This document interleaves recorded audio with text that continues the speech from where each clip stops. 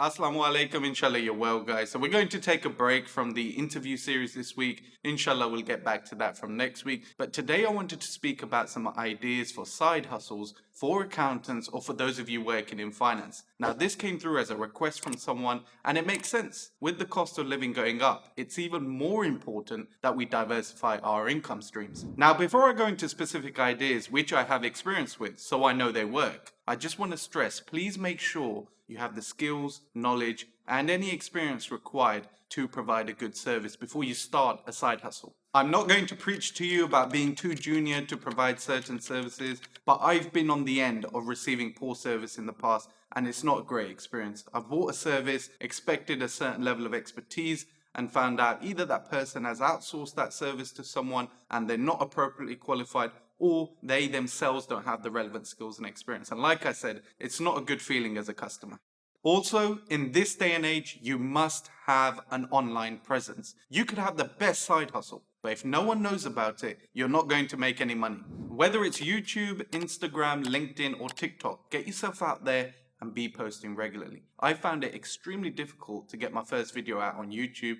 I started posting in August 2020, but the conversations were going on for months beforehand. But once you get over that initial barrier, inshallah, it will get easier from that point onwards. To this date, I still get asked, Fazan, why are you still posting online? You're not making thousands of pounds. Is it worth it? And my response to that is, I'm growing a following. I'm seeing constant growth each day, and inshallah, only good can come from building an online following. So take my advice, build a social media presence. Secondly, learn to cut the rubbish. Focus on things that will be making you money. Don't entertain time wasters, and don't spend hundreds of pounds on things which aren't required. This is why service-based businesses are some of the best side hustles to begin with. You can start making money straight away without having a huge amount of costs. And when you're thinking of your side hustle, try and have a unique selling point. Many services are already provided, they already exist in the market. So how are you going to differentiate yourself? Why should someone come to you instead of going to the next person? So my first idea for you guys is tutoring, which I know is a crowded marketplace, but I used to tutor for the AAT qualification, which at the time was quite good because you can charge upwards of £30 an hour. Now, I'm not saying don't do A-levels or GCSE tuition, which is quite common, but if you're an accountant or you're working in finance, A, you've got a niche that you can teach, and B, with GCSEs and A-levels tuition, you're likely to be undercut by a university student. However, the reason why I never grew my tuition hustle was because of the prep required beforehand. Remember what I said, guys, provide a good service. And I would never want a student to fail an exam because of something I didn't do or something that I could have done better. There was the problem. Even though I was charging upwards of £30 an hour, I was spending 1 to 2 hours each week before each lesson prepping, which meant in real terms, I was only making around £10 to £15 an hour.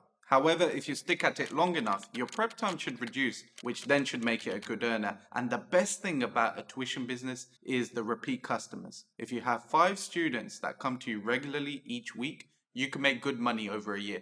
Next idea is providing CV reviews or a CV writing service. Now, I provide CV reviews as part of my calls, link in the description below, and I've used a CV writing service in the past, so there definitely is a market for this. The CV writing service wasn't great, by the way. Never ever go to a generic CV writer. Always go to someone, if you're going to use that service or provide that service, who's a specialist in that field, who maybe works in that field already. I think I went to someone who had a degree in English language from university, and what I got back wasn't great. They clearly didn't understand the accounting and finance industry, and the only good thing I took away from what they gave me back was the layout of the CV. And I'd probably avoid a CV writing service. It's not something I've done in the past. I've stuck to CV reviews only, and that's because of the time it requires, the number of edits, and client satisfaction. Imagine if you've got a client who comes back constantly for edits and changes, and you end up spending a couple of hours on a CV. Is it worth it when you're only charging around £100?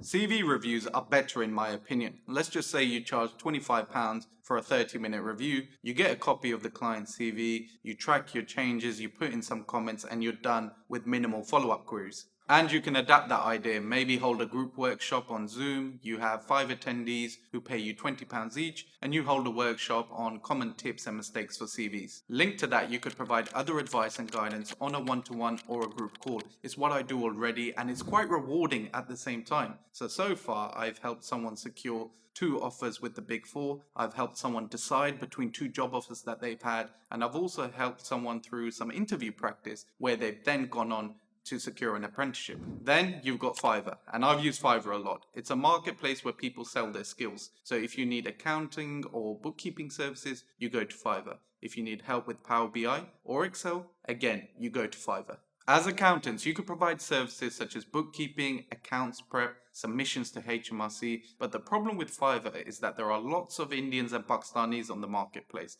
so they will undercut you. I respect the side hustle from them, but if you're based in the UK, it's very likely that you'll find other people from different countries providing the same service at a much cheaper rate. The other thing to bear in mind is that if you want to provide these accountancy or tax services, you may require a practicing certificate from your accountancy body, so definitely research this. You don't want to get in trouble with your accountancy body over a side hustle. Then you have admin. Now, accountants have great attention to detail skills, and in the past, I've helped people fill out benefit forms, claim grants, and prepare visa applications. Now, I have to make clear that I'm not qualified to provide these services. I only provide admin support, so I don't want you guys to go off the back of this video and start your own immigration businesses unless you are, of course, qualified to do so. And it's not something I charge for as well, because not everything is about making money.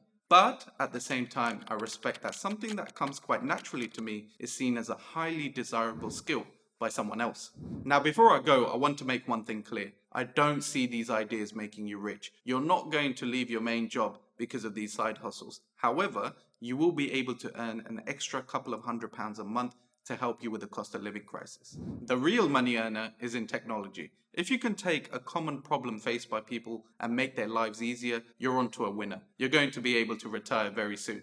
Let's consider Deliveroo. It makes people's lives easier, and people have gone on to adapt that idea. So now you've got HelloFresh, and you can even book chefs to come to your house to cook for you. These ideas rely on technology, apps, quick bookings, short notice availability. All of these things are linked back to technology. So my final advice to you is, if you can cope with the cost of living crisis, use the money that you make from your side hustles and invest into a longer term business idea. Inshallah, I'll leave it there, guys. As always, any questions or queries, please feel free to comment below or message me on Instagram.